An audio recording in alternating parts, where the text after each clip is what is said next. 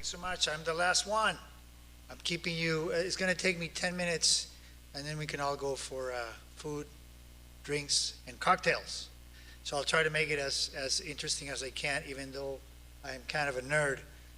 So the first thing I want to say is I'm going to tell you a story about industry trends post-COVID.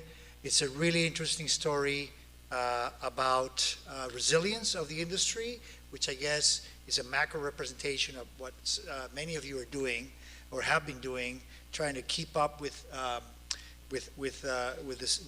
tough situation that COVID gave to some of us. So in order to illustrate that, I want to just point out this is the same graph I put out last year, where I basically showed how U.S. consumer net spend across the media entertainment industry was trending upwards up until 2019. COVID came, and then we had a pretty bad 2020 year, and the forecast was that we're going to be down, the whole industry, including film, TV, music, books, anything related to media entertainment, was going to go down by 4%.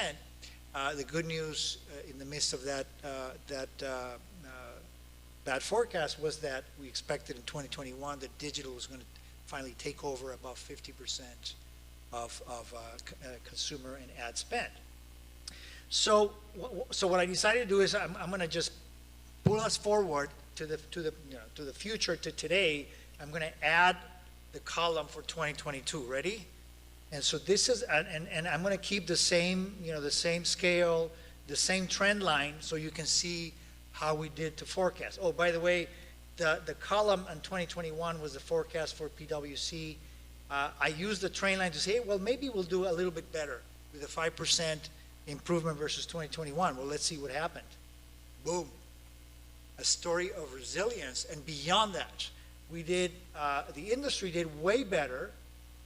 First of all, in 2021, digital became 56% of the media entertainment consumer and ad spend, because we not only grew 5%, we grew 13%. And then the partial for 2022 is right now at 8%, but look at the digital, is now 59%. It's going to be 59%. So pretty big trends to think about what's happening. And like I said, a story of resilience. The trend line, of course, is now steeper than the one you see there. It's now at 6%. It used to be at 4% in the forecast of last year. If you go back a little bit, it was 4%, give or take, maybe a little less or a little more because of the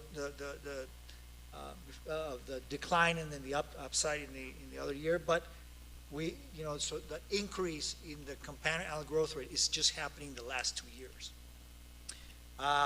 Okay, so going back to now, let's break apart what the story of resilience is about across sectors. But for that, let's remember that some sectors were affected way more than others. If you think about anything that had to do with live events like music, sectors heavily reliant on live events like music and of course theatrical, right? They were severely affected. This was sort of from the presentation of last year. And so looking at the picture here by sector, let me start with sort of the bad news. The bad news is that 2 of the sectors formerly known as print, which are newspapers, magazines, and periodicals, they didn't do well at all. They continued on their decline. Those are the 2 red lines, the 2 red arrows there. Interestingly enough, books kind of had a comeback, of course, on the digital side. So that's why books is green. So sectors formerly known as print, kind of a mixed story. In the far right, you can see the sectors that were severely affected by the shutdown of live events, which were music and film entertainment over here on this side. Here you can see it's a history of recovery. So COVID hit us really hard. The COVID year is in red. I put it in red so you can see that's sort of putting it like the analogy of blood, right? 2020, some sectors bled a little bit, including especially music, because concerts were shut down, which is one of the main outlets for music, and then of course theaters. So you can see right here where it's a story of recovery. 2022, we expect to come back pretty much in the revenues from 2019. Now, the other greens is where it's really interesting story in terms of not just resilience, but substantial growth. On the far left, you see internet advertising, right? Everybody was glued not just to their streaming service, but also to the internet. So internet advertising really took off. You can see it there, significant growth.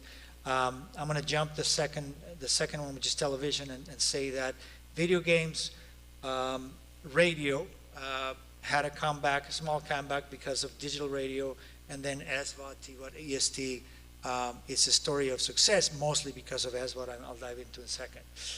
Now look at the television one, which is relevant to a lot of you here. It's broadcast cable and streaming.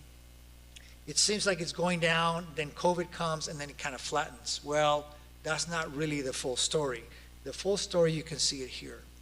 What happens is that, I don't think it's a surprise, but TV subscriptions are down and then continue to go down through COVID.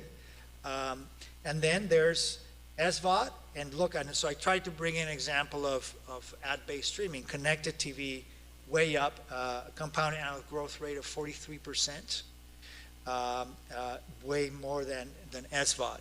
But notice, I like to show the magnitude in addition to the percentages, so you can see that, between SVOD and connected TV and probably the rest of ad-based streaming, that has compensated for the decrease in TV subscriptions. So it's really kind of a takeover of digital, VOD, and ad-based, both VOD and live TV, are kind of, consumers are pretty much gravitating from TV subscriptions to these other ones.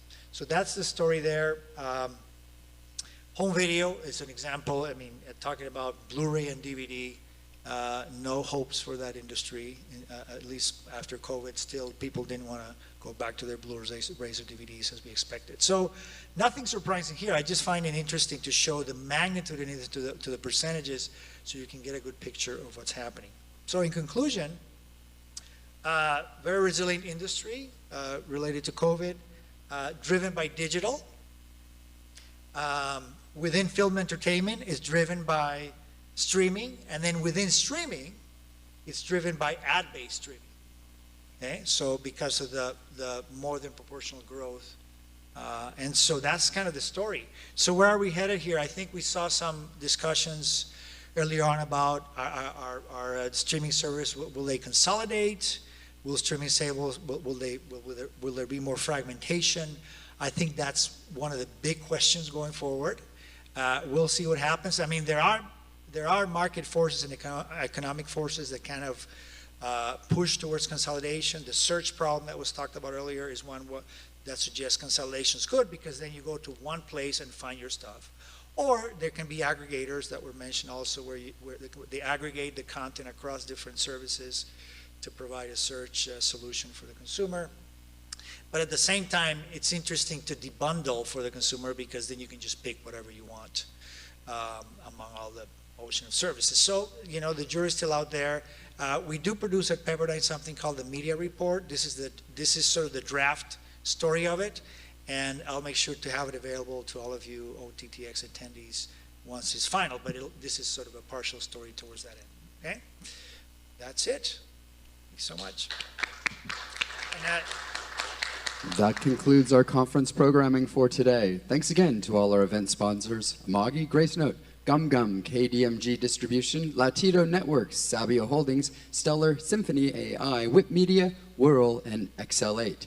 Thanks to all insightful and generous speakers, to OTT.X member companies, professional members, and to all those attending both in person and online. We're looking forward to seeing you soon at upcoming events and webinars, including the Leadership Development webinars on September 21st and October 19th about allyship and creative, inclusive, and organizational cultures. We'll be in New York on October 6th for our next roundtable discussion group discussion sessions. There's much more going on, and you'll find out more about OTT.X and all of our events at our website, OTTX.org. Thanks again, stream bravely, and have a wonderful evening.